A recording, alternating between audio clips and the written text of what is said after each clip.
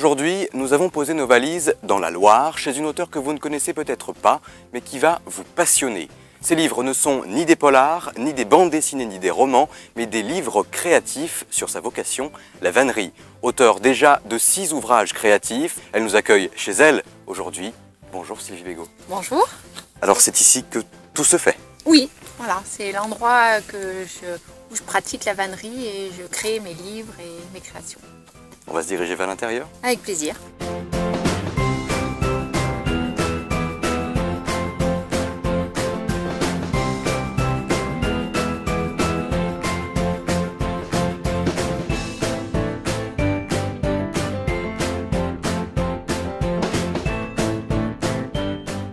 Sylvie, nous allons évoquer ensemble votre parcours et votre savoir-faire, mais tout d'abord, est-ce que vous pourriez nous définir simplement et rapidement ce qu'est la vannerie? Alors la vannerie, c'est une technique ancestrale qui consiste à entrelacer des fibres végétales. Et ce savoir-faire ne date pas d'aujourd'hui. La vannerie se pratiquait déjà il y a 10 000 ans en Égypte et dans le Moyen-Orient, où les premiers artisans vanniers profitaient d'une ressource économique majeure. De nos jours, la vannerie se raréfie en raison de la lenteur et du manque de mécanisation de sa fabrication. Rares sont les endroits en France où on la pratique encore. Pour exemple, seule une école française résiste depuis plus d'1 siècle à former des vanniers professionnels. Ce savoir-faire se distingue par la diversité de ses pratiques, des matériaux utilisés et des productions. Osier, rotin, bambou, châtaignier, paille, maïs et bien d'autres encore, quelles que soient les techniques et les matières, l'artisanat vannier fait preuve d'une grande richesse de pratiques diverses et variées. Alors vous êtes plus particulièrement spécialisé dans le rotin. C'est une matière que l'on connaît assez peu. Oui. Comment la trouve-t-on? C'est un palmier liane qui pousse dans les forêts tropicales. Celui que j'utilise vient plus particulièrement d'Indonésie et il est importé par 2 importateurs, puisqu'il y en a très peu en France, 2 importateurs qui distribuent cette fibre végétale. Et comment vous l'utilisez-vous ensuite? Alors l'avantage du rotin, c'est une fibre qui a de nombreuses qualités. Les temps de trempage sont courts. On peut tremper donc son rotin dans une bassine d'eau tiède et ensuite travailler à réaliser des objets très variés. Donc il existe du rotin naturel ou du rotin teinté. La vannerie, et vous l'avez démontré à travers vos différents ouvrages, c'est aussi et surtout la création d'objets utiles au quotidien, au féminin, pour la cuisine, pour la décoration, pour les enfants. En fait, la vannerie, c'est mêler l'utile à l'agréable. Mais la vannerie est-elle un art? Alors oui, c'est une des activités la plus ancienne, puisque depuis le début de l'humanité, l'homme a créé des paniers. Voilà. Donc il y a eu une grosse évolution. Moi je suis plutôt spécialisée dans le loisir, c'est pour ça que j'utilise aussi le rotin, puisque c'est une fibre qui a de nombreux avantages, comme j'ai expliqué un petit peu auparavant. Et moi ce que j'aime, c'est créer des objets que je vais retrouver dans mon quotidien, donc aussi bien dans la cuisine que, comme vous l'aviez évoqué, pour la décoration. Voilà. Vos livres sont d'ailleurs très accessibles, imagés, synthétiques, tout en restant précis. Comment les structurez-vous exactement? J'ai voulu créer des livres outils. Ce qui était important pour moi, c'est de pouvoir pratiquer à n'importe quel moment de la vannerie et retrouver des éléments importants pour pouvoir pratiquer cette activité. Je suis là pour transmettre ma passion, donc je garde aucun secret, au contraire, je les partage et c'est ce qui me motive encore plus dans l'écriture des livres. Et quel est votre but à travers tout ça? Démocratiser votre pratique? Oui, la rendre accessible à un large public, aussi bien pour les enfants que les gens qui n'ont jamais pratiqué la vannerie. Alors effectivement, ça peut paraître un petit peu ardu de pratiquer uniquement avec un livre, mais ce sont des outils, ils vont pouvoir retrouver des informations. Et puis pour les gens qui pratiquent déjà la vannerie dans des clubs, dans des associations, ils vont pouvoir aller plus loin. J'essaye de mettre à la portée d'un maximum de personnes ma créativité, puisque c'est ce qui me caractérise un petit peu aussi. Je propose des choses un petit peu innovantes et j'essaye de dépoussiérer des fois cette image un peu vieillotte qu'on peut avoir de la vannerie.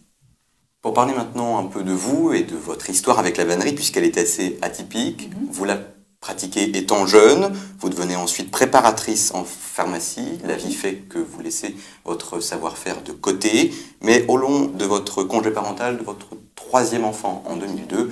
C'est en quelque sorte les retrouvailles. Voilà. J'ai toujours, alors c'est vrai qu'une première partie de ma vie professionnelle s'est axée vers le paramédical et j'ai eu l'occasion de me poser un petit peu avec un congé parental qui m'a permis de retourner aux sources du créatif.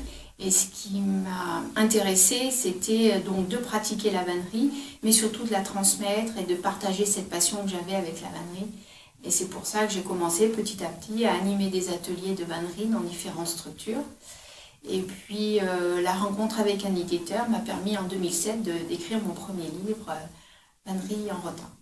Aujourd'hui, vous le disiez à l'instant, vous partagez votre pratique à de nombreuses reprises à travers des cours, des stages, des rencontres, des conférences, des livres, on l'a vu, des salons. On vous voit d'ailleurs sur ces images au salon de l'ADAC, l'Association Développement de Chavanais dans la Loire. On vous voit d'ailleurs faire une démonstration, une manière de partager votre pratique et vos productions avec un public plus large.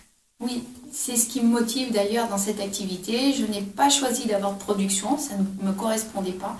Mais j'ai souhaité être dans le partage, donc voilà, je partage ma passion avec ce que vous avez dit, des cours, des stages, et aussi l'écriture des livres, parce que c'est un exercice que j'ai découvert et qui m'a beaucoup intéressée, et j'ai beaucoup de plaisir à écrire et à transmettre, à mettre sur papier des choses qui peuvent paraître un peu techniques, et je pense que l'exercice est réussi, puisque c'est souvent le retour qu'on me fait, que mes livres sont suffisamment expliqués et c'est un grand plaisir que j'ai d'avoir ce genre de commentaires.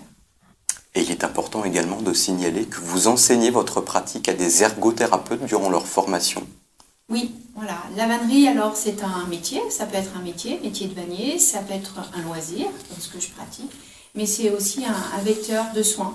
Et ça, c'est aussi une partie de mon activité qui me plaît beaucoup, puisque la vannerie va pouvoir amener une rééducation fonctionnelle, on comprend bien, la vannerie on fait travailler nos doigts, mais aussi ça va permettre à des gens qui sont en situation de handicap de retrouver une mémorisation, une concentration, un lien social, et par l'enseignement de la vannerie auprès des premières années d'école d'ergothérapie, je leur transmets aussi ce savoir-faire.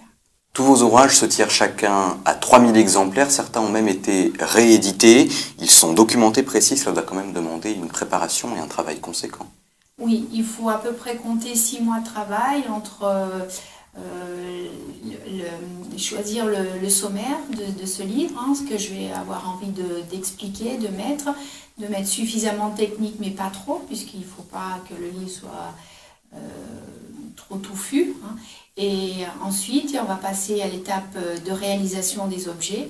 Donc là, comme vous êtes dans mon atelier, vous pouvez voir qu'il y a aussi toute une partie photo, puisque c'est moi qui fais les photos techniques, et essayer de rendre aussi les photos les plus lisibles possibles pour que les gens puissent avoir le maximum d'informations et de renseignements.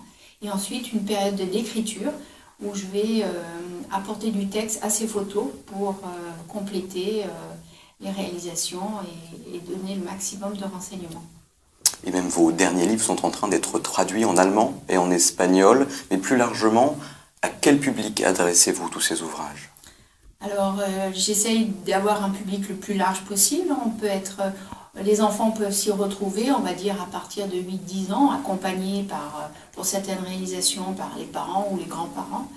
Et puis tous ceux qui désirent pratiquer la vannerie. Alors on a parlé de la vannerie rotin, mais aussi l'éco-vannerie, comment faire de la vannerie avec du papier journal, de la publicité, mais aussi avec tout ce qu'on peut trouver dans son jardin, comme les feuilles d'iris ou des mérocales. Voilà, moi ce qui m'intéresse, c'est la vannerie et toutes les fibres qui vont pouvoir, ou matériaux un peu inattendus qui vont pouvoir être utilisés, m'intéressent.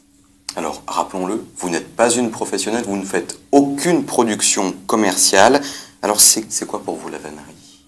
Une passion dévorante un petit peu. Et comment vous perçoivent les vanniers professionnels? Alors, les vanniers professionnels, c'est un petit peu différent. C'est vrai qu'au début, il y avait un petit peu de crainte parce que, certains qui pensaient qu'on allait divulguer des secrets, bien que l'activité vannerie est une activité ancestrale, donc on n'est que des passeurs. Moi, je le vois vraiment comme ça, c'est-à-dire on passe notre savoir-faire. Et voilà, on a chacun notre place. Hein. Moi, je travaille le rotin, les vanniers professionnels travaillent plutôt l'osier. C'est pas une fibre qui me parle encore beaucoup. Donc voilà, on est complémentaires et c'est comme ça que je le vois. Sylvie, si vous deviez choisir un de vos livres plus en particulier, lequel serait-il? Écoutez, je penserais pour le dernier que j'ai écrit, hein, Vannerie créative. Alors à plusieurs titres, parce que comme tout travail, on évolue. Et le dernier, il me semble encore plus abouti. J'ai voulu montrer toutes les possibilités du rotin. Et dans Vannerie créative, j'ai eu aussi l'occasion de travailler avec un éditeur qui a fait un très beau travail d'édition et qui a su aussi sublimer mon travail. Donc voilà, je pense que l'écriture d'un livre, c'est aussi des objets intéressants, mais c'est aussi toute une équipe qui est derrière. Donc moi, mon travail est là pour présenter, expliquer les réalisations. Et puis il y a le travail de l'éditeur qui est aussi très important. Et sans cette équipe, un beau livre comme le dernier n'aurait peut-être pas vu le jour. Alors pour les téléspectateurs non aguerris qui nous regarderaient, que leur diriez-vous pour leur vanter par exemple les mérites de la vannerie? Écoutez, la vannerie est un loisir qui procure énormément de plaisir. Hein. C'est l'art de créer des objets, donc d'être acteur de son chez-soi, de pouvoir s'entourer d'objets que l'on a fait soi-même, de reprendre aussi de l'autonomie, hein, être capable de faire un panier, une corbeille, ça peut paraître totalement anodin, mais à l'heure actuelle où on utilise plus notre carte bleue qu'autre chose, voilà, je pense que c'est important. Il y a beaucoup de gens qui ont le désir d'acquérir un savoir-faire. Les gens qui viennent à la vannerie ont toujours une petite histoire à propos de la vannerie, hein, un grand-père qui en faisait, ils l'ont eux-mêmes pratiqué en étant plus jeunes et ont beaucoup de plaisir à pratiquer la vannerie, aussi un lien social comme j'expliquais, hein, on se réunit, on échange, on partage et en même temps on fabrique des objets. Donc voilà, pour moi c'est tout ça la vannerie. Merci infiniment Sylvie Bégaud de nous avoir accueillis chez vous et de nous avoir fait découvrir un art trop peu répandu. On peut vous retrouver sur votre site internet www.vannerie-osier-rotin.com, sur votre blog www.larécréation.com ainsi que sur votre page Facebook La Récréation Vannerie Osier Rotin Sylvie Bégaud. Tous vos ouvrages sont disponibles à l'achat sur internet et en librairie. Citons enfin, en attendant le prochain, votre tout dernier livre, Vannerie créative aux éditions Erol. Merci beaucoup Sylvie. Merci à vous.